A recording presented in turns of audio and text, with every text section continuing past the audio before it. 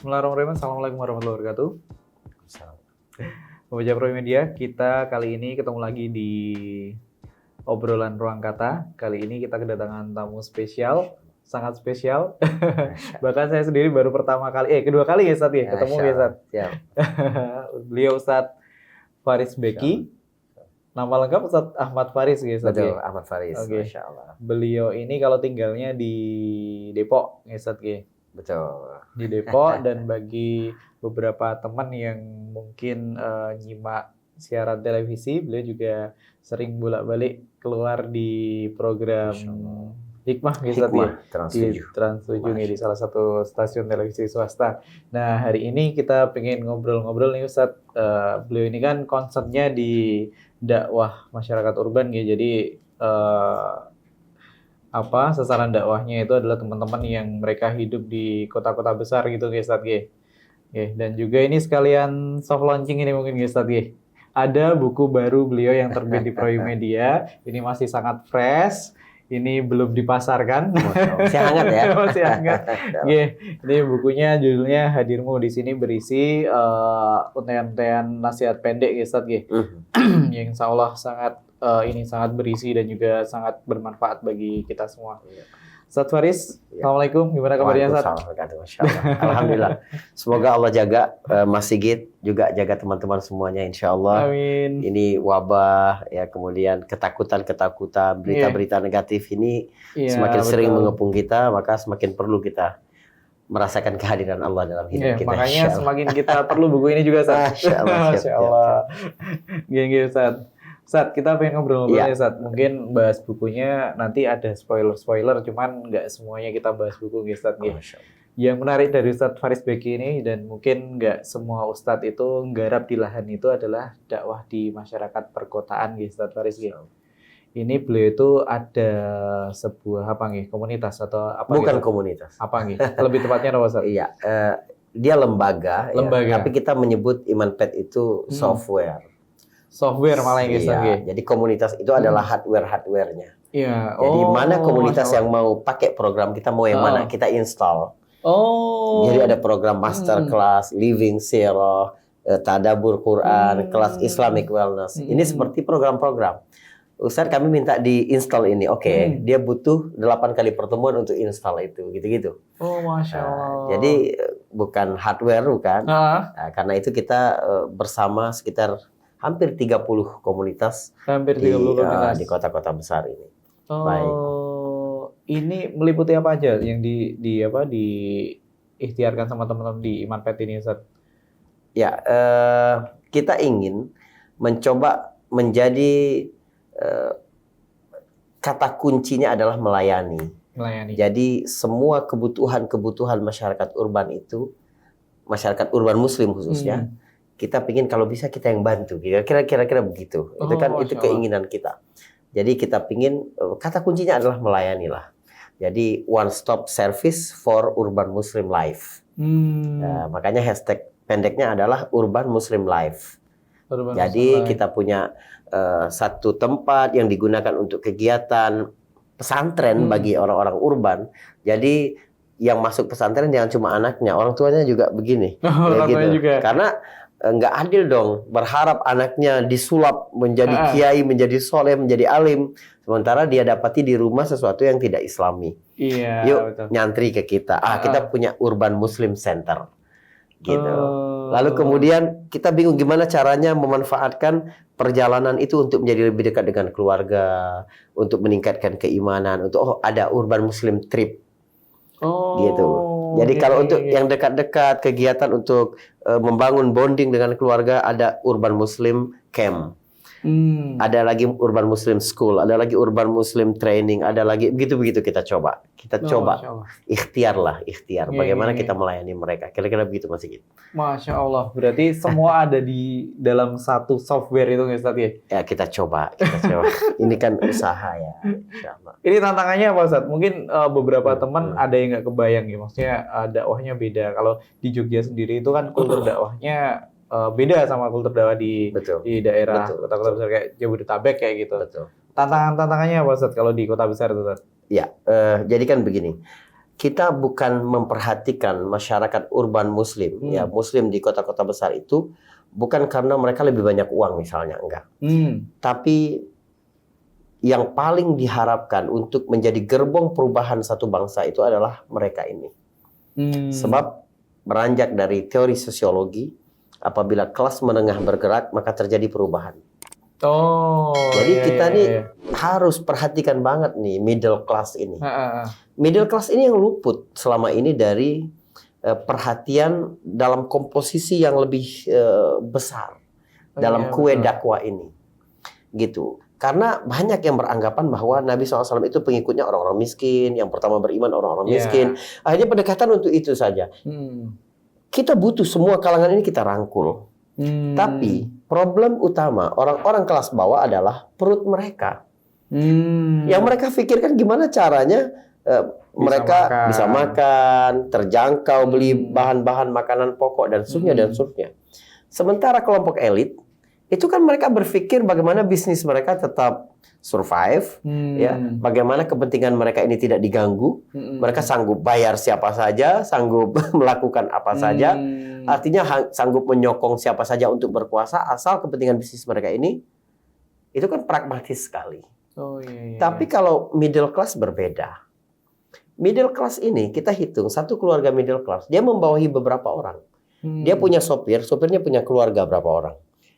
Dia punya asisten rumah tangga punya keluarga punya berapa orang. Iya, betul. Gitu. Kemudian punya karyawan, ada kantornya 20 orang, 20 keluarga. Berapa mata pilih itu kalau pikir politik saja. Iya, betul. Makanya isu-isu middle class ini juga dimainkan sebenarnya di perhelatan-perhelatan politik di kota-kota besar. Jadi siapa yang sukses memainkan isu middle class, mereka bisa memenangkan pemilu misalnya, atau bisa memenangkan pilkada misalnya. Apa problem-problem mereka? Macet di jalan, kami bisa mengatasi kemacetan. Itu kan memainkan isu middle class sebenarnya. Yang punya mobil siapa? Betul. Gitu kan? Jadi orang-orang yang ingin naik jadi pemimpin di kota-kota besar, lebih seksi mereka berkata, kami akan mengatasi kemacetan daripada kami akan memperbaiki transportasi publik. Sebab yang main di transportasi publik orang bawah. Gitu. Jadi lebih baik di situ mereka. Makanya ambil bagian di situ gitu, daripada kita diambil yang lain gitu nih. Daripada yang lain. Dan sekarang kita sedang bertaruh dengan sejarah. Perkembangan middle class di Indonesia ini pesat sekali. Kalau ini tidak diimbangi dengan bekal agama yang cukup, itu ada kultur shock pada diri mereka ini. Timbullah seperti mental-mental orang kaya baru. Pengen diakui, bagaimana sanggup melakukan apa saja untuk gaya hidup, biar tidak tertinggal, berada di dalam lingkaran sosialita. Ya kan, atau apa yang disebut dengan fear of missing out, FOMO itu kan. Itu kan persoalan-persoalan mereka. Kalau ini selesai, mereka punya banyak uang untuk dimanfaatkan bagi dakwah kalangan bawah. Gitu. Mereka punya banyak pikiran strategik untuk memajukan peradaban. Mereka punya banyak keahlian untuk memberikan sesuatu yang berarti bagi umat. Kita coba yuk, kita gali yuk sama-sama kira-kira begitu. Masih gitu.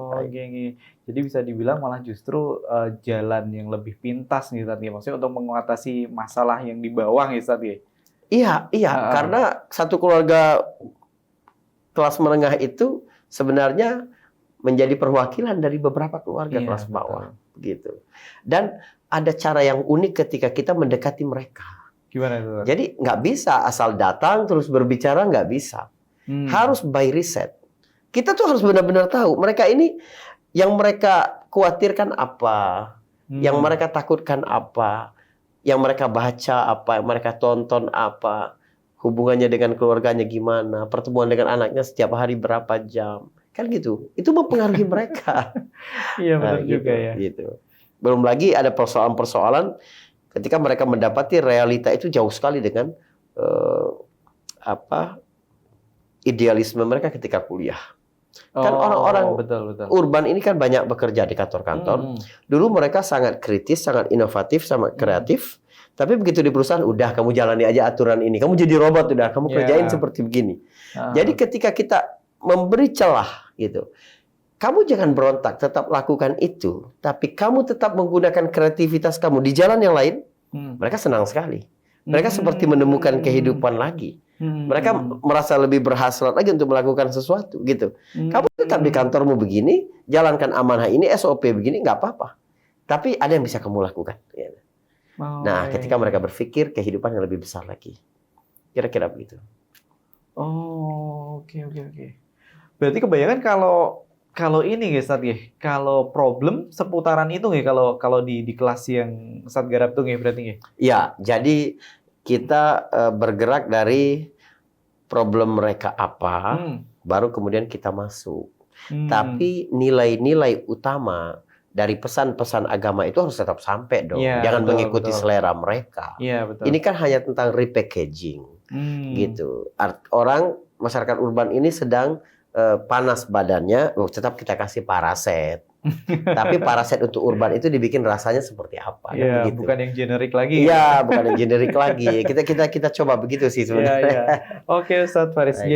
Nah, sekarang kita mungkin masuk ke buku ya, Ustadz Faris. Iya. Buku ini sebenarnya tadi nggak pengen spoiler sih, Ustadz Faris. Cuman kayaknya ini semakin menarik ini. Jadi kalau buku-buku Ustadz Faris atau posting-posting Ustadz Faris ya, memang kebanyakan malah nggak kebanyakan ya, malah banyak tema yang dibahas sama Ustadz Faris, kayak pas ngisi acara di TV dan sebagainya. Nah, kalau buku ini gimana, Ustadz? Iya.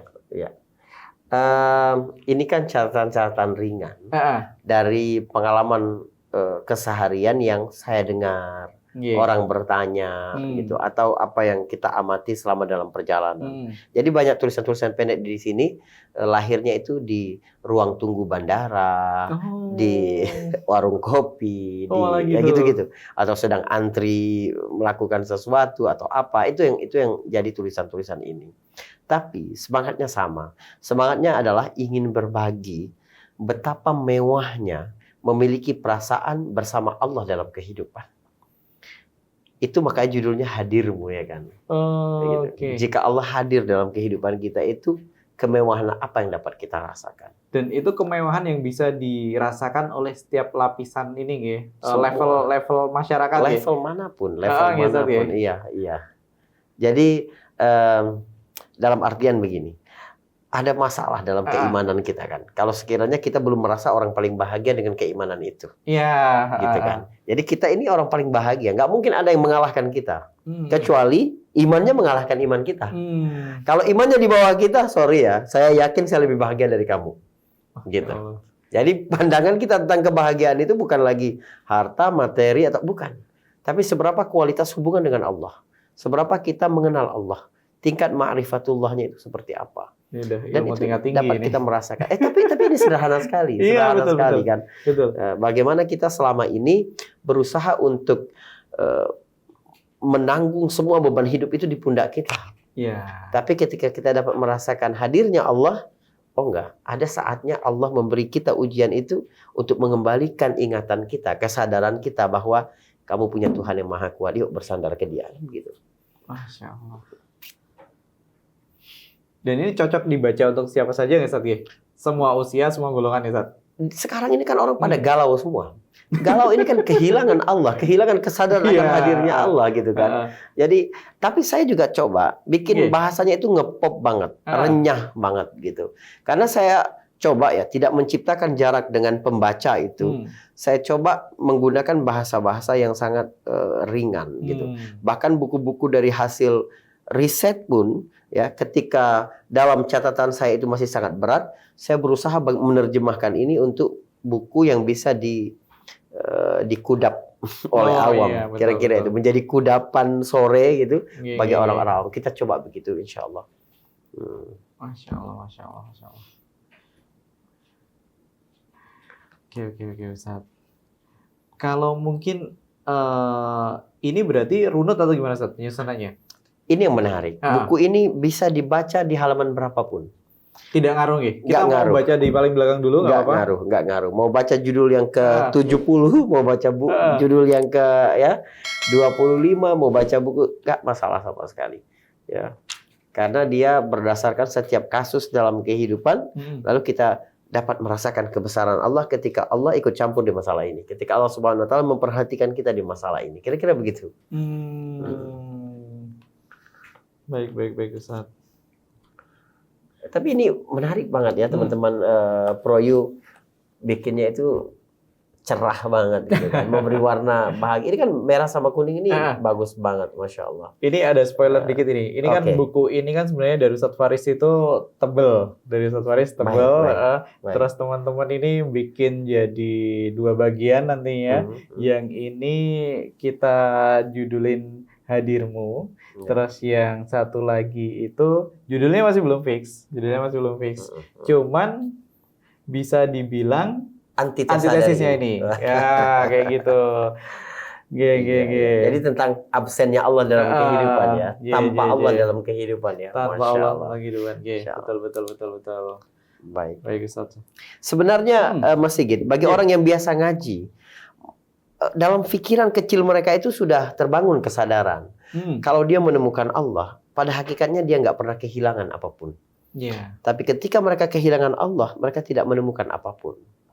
Tapi ungkapan ini, diksi ini, bagi orang yang tidak ngaji, tidak kenal Allah, mereka nggak ngerti. Ada banyak ungkapan yang sederhana sekali, tapi harus dijelaskan dulu. Berdasarkan pengalaman-pengalaman yang selama ini telah mereka rasakan, tapi abai, mereka ambil pelajaran dari situ. Mas Sigit bilang begini ya, saya bilang ke Mas Sigit ini gampang banget. Mas Sigit sabar ya kalau dapat musibah, karena Allah bersama orang yang sabar. Mas Sigit sih paham Allah bersama orang sabar. Tapi orang-orang urban misalnya, betul. banyak yang tidak mengerti. Saya bilang Allah bersama orang yang sabar itu dia nggak ngerti. Karena mereka ini kan berpikir sangat scientific. Scientific itu suatu yang dapat diukur, suatu yang dapat ditimbang. Kamu bilang Allah bersama saya itu apa ukurannya? Harus begitu pendekatannya, kan begitu. Nah, ketika ada kejadian-kejadian dalam kasus-kasus keseharian, lalu dimasukkan pesan itu, mereka, oh iya ya, oh ini maksudnya Allah bersama orang yang sabar. Tapi kalau kita berkata dengan bahasa yang normatif, sabar Allah sama orang, kita ditimpuk sama sepatu gitu. Baik. Kayaknya nggak cuma orang urban deh Ustaz. Bahkan mungkin sebagian teman yang ngaji pun, kalau mungkin pas di posisi-posisi tertentu, mereka tuh tahu ilmunya. Cuman loading untuk mencerna itu lagi. Nah, iya, karena itu Nabi berkata, sabar itu kan dari pukulan pertama. Kita udah melatihnya dalam kondisi normal. Kita tuh harus selalu berpesan kepada diri itu, ada kebaikan dalam setiap musibah, ada hikmah, bagaimana kesempurnaan Allah bekerja. Jadi ketika kita terkena musibah, kesadaran itu tinggal diaktifin aja. Tapi kalau ketika terkena musibah baru mau install, itu nolak itu. Oh, betul juga. Iya kan? Betul. Kira-kira begitu. Nah, kita menanamkan kesadaran yang terus-menerus dalam kondisi normal, itulah tulisan-tulisan dalam buku ini. Ya, coba begitu tentang bagaimana beradaptasi dengan kesulitan hidup, bagaimana menjawab pertanyaan-pertanyaan paling sulit. Kenapa aku diuji? Kenapa aku sakit? Kenapa hal-hal seperti itu yang kita inginkan? Gitu.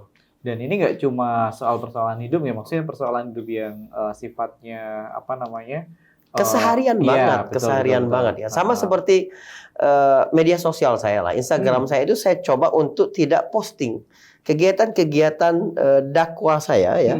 Di feed itu saya nggak mau posting itu, kecuali yang memang kontrak saya harus posting ya. Tapi itu setelah berlalu kegiatan bisa diarsipkan. Tapi dalam yang lain, orang harus ngelihat saya itu sebagai orang yang menjalani kehidupan seperti Anda, merasakan kesulitan seperti Anda, berjalan seperti Anda, makan seperti Anda, hal seperti itu. Jadi kalau ngelihat begitu, soalnya ada yang cari referensi Ustadz yang tanya ke salah satu Ustadz ya, Ustadz nasional juga. Oh kalau Sirah Nabawiyah minta Ustadz Faris. Dia belum pernah dengar, dia kepoin Instagram. Kemudian dia WhatsApp itu Ustadz. Ustaz ini foto-foto dia jalan-jalan, ngopi, gitu-gitu aja. Nggak ada dia gitu. Ya memang style-nya begitu. Kira-kira begitu ya. Nah, ini keseharian banget. Tapi dari caption makanya ya. Saya nggak suka kalau saya posting, orang langsung like. Ini pasti belum baca captionnya. Harus ada jeda dulu berapa menit baca caption. Karena yang paling penting itu adalah pesan-pesan yang ada di dalam itu. Itu aja sebenarnya. Gitu. Ya, dan kebanyakan masyarakat tuh masih darurat membaca.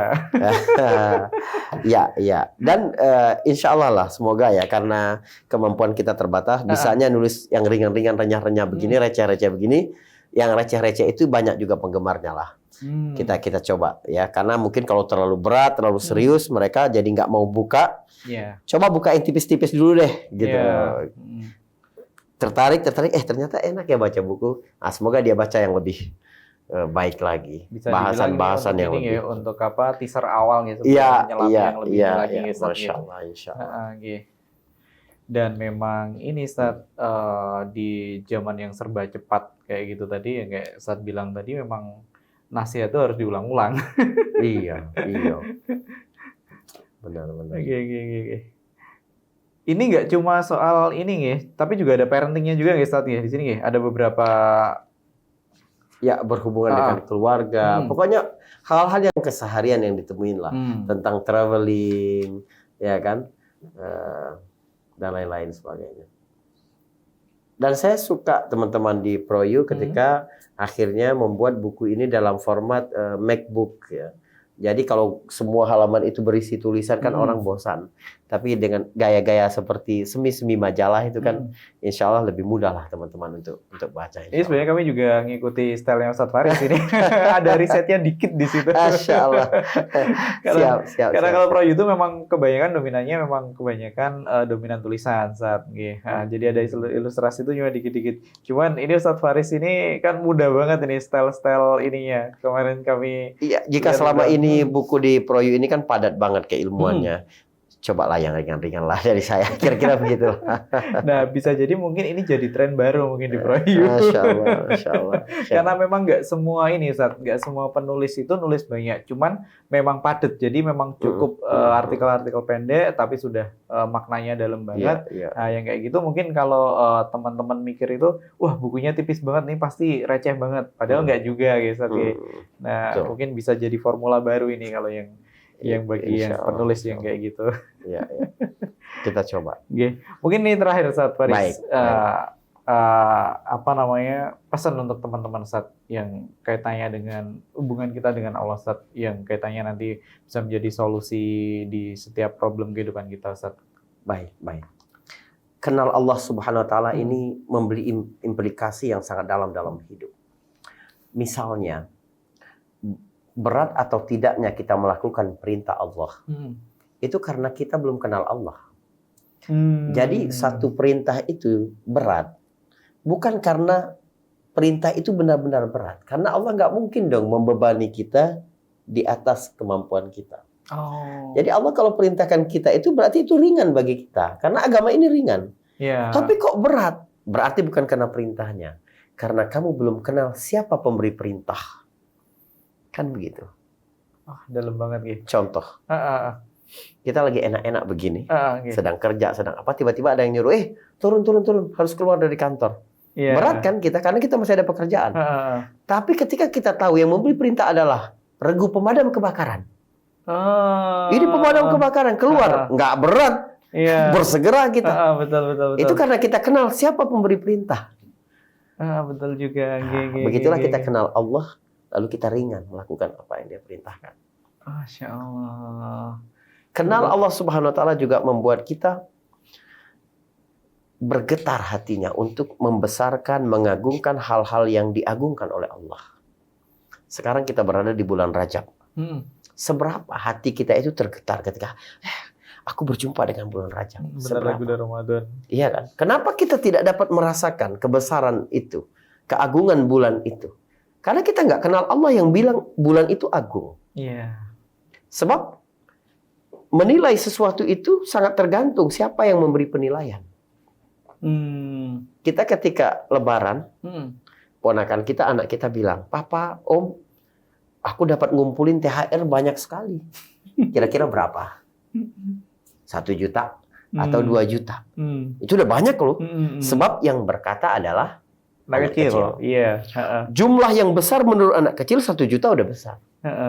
Tapi kalau yang berkata, Menteri Pertahanan Amerika Serikat, kami sudah menyiapkan anggaran yang besar untuk menyerang Korea Utara misalnya. Iya kan? Berapa itu? Sama-sama bilang besar ini, jumlah besar semua. Tapi yang satu bilang negara adidaya dengan anggaran militer paling besar di dunia, yang satu bilang anak kecil. Bagaimana kalau yang berkata ini bulan besar, ini bulan agung? Yang berkata itu adalah Allah pemilik alam semesta. Masya Allah.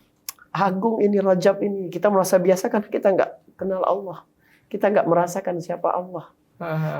Kita ingin hadir Allah ini mengubah seluruh mindset kita, merubah kebiasaan kita, merubah kehidupan kita, merubah cara kita berinteraksi dengan ujian-ujian dan kesulitan. Maka berubahlah seluruh kehidupan kita di dunia dan di akhirat insya Allah. Masya Allah. Dalam banget, Ustaz. Insya Allah. Sedikit. Baik, Ustaz. Ini daging semua loh ini. Masya Allah. Saya sendiri tuh sampai grogi ini ngobrol sama Ustaz Faris ini. La ilaha illallah. Semoga bisa jadi teaser untuk bukunya ya. Nanti kita lanjut ngobrolnya sama Ustaz Faris tuh via buku nanti. Insya Allah. Baik Ustaz Faris, makasih banyak udah berkenan mampir. Saya bahagia banget bisa berada di sini dan menyapa teman-teman semua. Ini Ustaz Faris ini beliau meluangkan waktu di tengah kesibukan beliau yang kesehariannya banyak banget jadwalnya. Ini juga pas perjalanan dari ke Solo ya Ustaz ya? Sebelumnya ya. Solo terus ini juga mau bertolak ke Kendal dan juga kemana Ustaz? Ke Brebes. Ke Brebes. Semoga berkah semua aktivitasnya Ustaz. Amin insya Allah. Terima kasih banyak Ustaz sudah berbagi dikit Ustaz. Sukses semua buat teman-teman Proyu dan para penonton semua ya.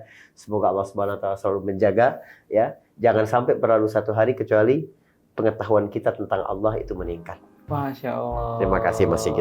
Oke. Terima kasih banyak. Kita pamit Ustaz. Ya. Assalamualaikum warahmatullahi wabarakatuh. Waalaikumsalam warahmatullahi wabarakatuh.